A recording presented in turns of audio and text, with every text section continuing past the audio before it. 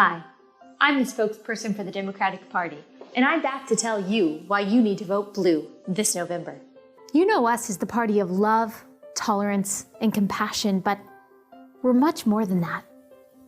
We're the party of science, and the science is clear. Men have periods, babies are clumps of cells until they're born, and maybe a few minutes after. Vaccines save lives unless they're developed while Trump is president, and voting for us will end hurricanes, wildfires, and tornadoes. As our nation reels from a pandemic with at least a 98% survival rate, we need a party that understands that riots, liquor stores, and abortion clinics are immune to the virus, while churches and schools are dangerous and must be shut down. It's for your safety. Democrats stand for justice. That means we'll ruin a man's life based on no evidence because we believe all women, unless your name is Tara Reade. As fighters for justice, we have a winning message from our activist base: abolish the police and prison systems. At the same time, we'll push to take away your guns and eliminate single-family housing zones. It'll be fine. Our commitment to justice also means we'll stand by as the lives, businesses, and property of people who did nothing wrong are destroyed. That's because we believe Black Lives Matter. Trump is a racist. He just is. And even though he's explicitly condemned white supremacy multiple times, it's not enough and it never will be. Come to think of it, he hasn't been quite clear enough on his stances on cannibalism, pushing people in front of moving trains, or Ted Bundy either. It really makes you wonder. In Joe Biden, we have a champion for the BIPOC, primarily by authoring a bill that sent thousands of them to prison.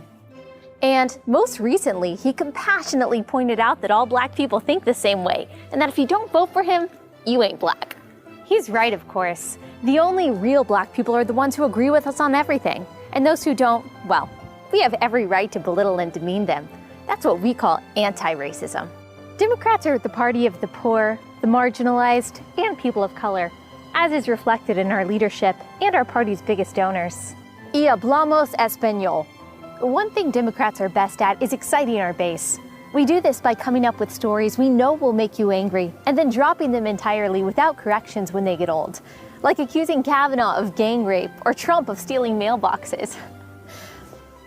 That was fun. Trump is a scary, evil dictator.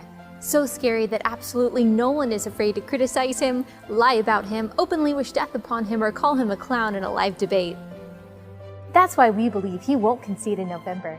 Sure, it's been 4 years and we still haven't accepted the results of the last election, but that's because reasons. The GOP will do anything to stay in power.